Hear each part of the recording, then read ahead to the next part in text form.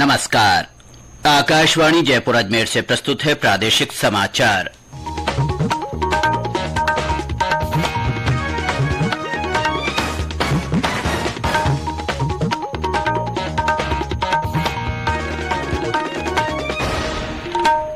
मुख्य समाचार। संसद का शीतकालीन सत्र आज से शुरू हुआ। पहले दिन चर्चा के लिए कई विधेयक पटल पर रखे। राज्य में नई सरकार के गठन के लिए प्रक्रिया तेज। भाजपा प्रदेश अध्यक्ष और प्रदेश प्रभारी दिल्ली रवाना।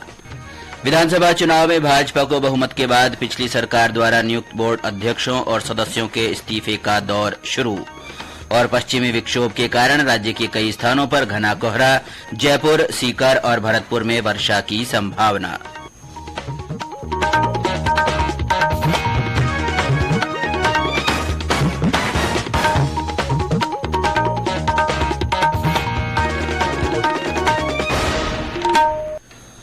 समाचारों के साथ मैं अब्दुल हनीफ और अब समाचार विस्तार से। संसद का शीतकालीन सत्र आज से शुरू हुआ। सत्र के पहले दिन आज लोकसभा की कार्रवाई विपक्षी सदस्यों के हंगामे के कारण पहले 12 बजे तक और फिर दिन में 2 बजे तक स्थगित कर दी गई। विपक्षी सदस्य पिछले सत्र में भारतीय जनता पार्टी सांसद रमेश बिदुड़ी की बहुजन समाज पार्टी सांसद दानिश अली के खिलाफ कथित अपमानजनक टिप्पणी को लेकर हंगामा कर रहे थे। आज सदन की कार्रवाई शुरू होते ही बसपा सांसदों ने बिदुड़ी के खिलाफ कार्रवाई की मांग की और सदन के बीचों बीच आ गए। कांग्रेस, तृणमूल कांग्रेस, डीएमके, जनता दल यूनाइटेड के सदस्य और अन्य सदस्य भी खड़े होकर शोर शराबा करने लगे, जिसके कारण सदन की कार्रवाई पहले 12 बजे तक और फिर 2 बजे तक स्थगित कर दी गई। पहले दिन आज राज्यसभा और लोकसभा में कई विधेयकों पर चर्चा हुई। राज्यसभा में आज डाकघर विधेयक 2023 चर्चा के लिए पेश किया गया। ये विधेयक भारतीय डाक अधिनियम 1898 का स्थान लेगा। सदन में यह विधेयक पेश करते हुए केंद्रीय संचार मंत्री अश्विनी वैष्णव ने कहा कि सरकार ने इसे डाक पहुंचाने की प्रणाली से सेवा प्रदाता प्रणाली में बदल दिया है। लोकसभा में भी आज अधिवक्ता संशोधन विधेयक 2023 पर चर्चा हुई। यह विधेयक अधिवक्ता अधिनियम 1961 में संशोधन करेगा। यह कानून लीगल प्रैक्टिशनर अधिनियम 1889 के तहत अभिकर्ता या दलालों से संबंधित कुछ धाराओं को निरस्त करता है।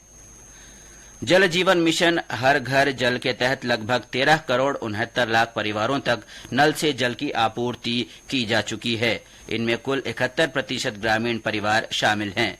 जल शक्ति मंत्रालय के आंकड़ों के अनुसार इस वर्ष सितंबर तक गोवा, गुजरात, हिमाचल प्रदेश, तेलंगाना, पुडुचेरी और अंडमान निकोबार द्वीप समूह सहित 9 राज्यों और केंद्र शासित प्रदेशों ने सभी ग्रामीण परिवारों को जल के कनेक्शन उपलब्ध कराने की पुष्टि की है। केंद्र सरकार ने कहा है कि कोहरे की स्थिति में उड़ानों के सुचारू कामकाज की बाधाओं से निपटने के लिए आवश्यक प्रबंध किए गए हैं।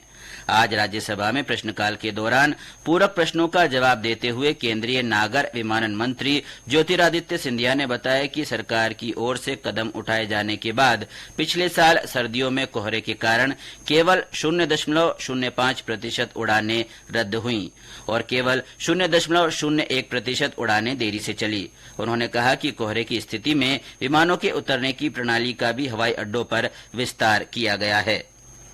आज नौसेना दिवस है। भारत और पाकिस्तान के बीच 1971 के युद्ध को याद करते हुए यह दिन मनाया जाता है, जब भारतीय नौसेना ने पाकिस्तानी हमले का ऑपरेशन ट्राइडेंट के तहत करारा जवाब दिया था। गौरतलब है कि 3 दिसंबर को पाकिस्तानी सेना ने भारतीय वायु क्षेत्र और सीमावर्ती क्षेत्र पर अपने लड़ाकू विमानों से भारत पर हमला किया था। इस युद्ध में पहली बार भारत ने जहाज पर मार करने वाली एंटी शिप मिसाइल का इस्तेमाल किया था।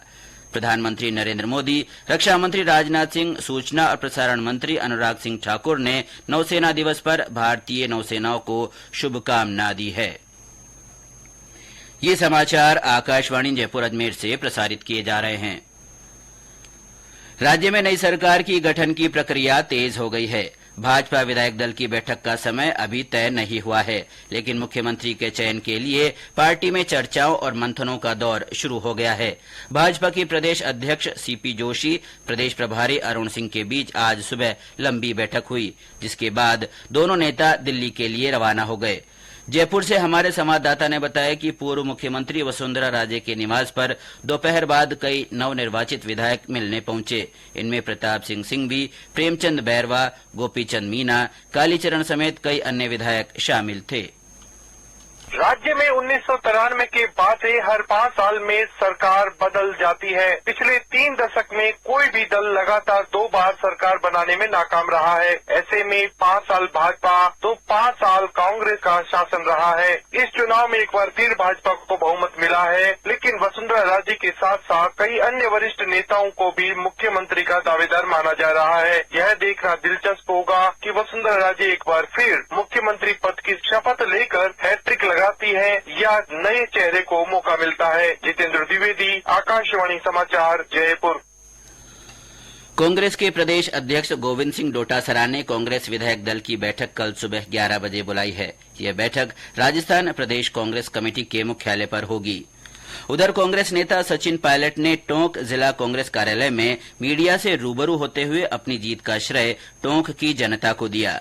उन्होंने कहा कि राज्य में पार्टी की हार पर जयपुर और दिल्ली में मंथन किया जाएगा।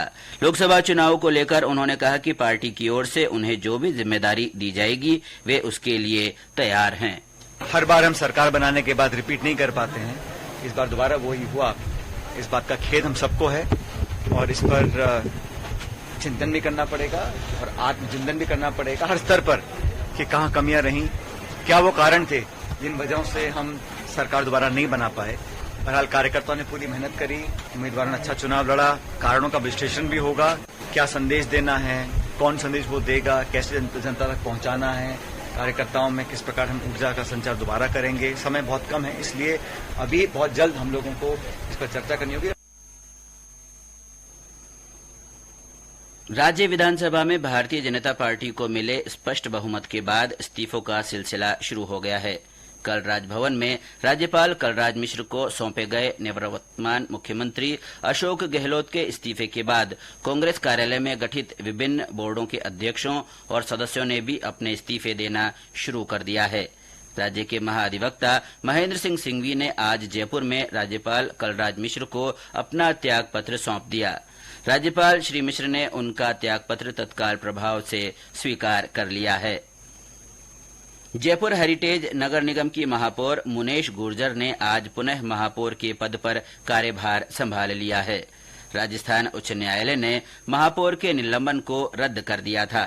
श्रीमती गुर्जर ने कार्यभार संभालने के पश्चात निगर कर्मियों को सफाई व्यवस्था और लंबित कामों में तेजी लाने के लिए मुस्तैदी के साथ काम करने को कहा। पश्चिमी विक्षोभ के असर से प्रदेश में मौसम का मिजाज बदल रहा है। कहीं घना कोहरा छाया हुआ है तो कहीं बारिश हो रही है। गुजरे 24 घंटे के दौरान राजसमंद, करौली, धौलपुर, जयपुर, चित्तौड़गढ़, बारां, बूंदी, सवाईमाधोपुर, बांसवाड़ा, झालावाड़, अजमेर, भरतपुर, दौसा, जोधपुर समेत अन्य जिलों में बारिश हुई। सबसे ज्यादा बूंदी के नैनवा में 60 मिलीमीटर से ज्यादा पानी बरसा। सवाईमाधोपुर के खंडार, मलारना डूंगर, करौली में श्री महावीर जी, सपोटरा, राजसमंद के गिलुंड, धौलपुर के सरमथुरा, दौसा के लालसोट, चित्तौड़गढ़ के बेंगू में 1-1 इंच से ज्यादा बरसात हुई। मौसम केंद्र जयपुर ने आज जयपुर, सीकर, भरतपुर संभाग के जिलों में हल्की बारिश होने की संभावना जताई है। सिरोही से हमारे संवाददाता ने बताया कि माउंट आबू में सर्दी के बावजूद सैलानियों की आवक से पर्यटक स्थलों पर रौनक बनी हुई है। सिरोही जिले में स्थित राजस्थान के एकमात्र हिल स्टेशन माउंट आबू में सर्दी का असर तेज हो गया है। पिछले 24 घंटों के दौरान माउंट आबू का न्यूनतम तापमान 6 डिग्री सेल्सियस दर्ज किया गया। इस तेज सर्दी के कारण यहां आम जनजीवन पर भी प्रभाव देखा जा रहा है। दिन में लोग सर्दी से बचाव के लिए अलाव का सहारा ले रहे हैं। वहीं माउंट आबू घूमने आने वाले सैलानी इस सर्दी को लेकर उत्साहित है और यहाँ के मौसम का आनंद ले रहे हैं। साकेत गोयल, आकाशवाणी समाचार, सिरोही। राज्य में 10 दिसंबर को उपराष्ट्रीय पल्स पोलियो टीकाकरण दिवस मनाया जाएगा। इस दिन राज्य भर में जन्म से लेकर 5 वर्ष तक के बच्चों का पल्स पोलियो की खुराक पिलाई जाएगी। इसके लिए सभी तैयारियां पूरी की जा रही है।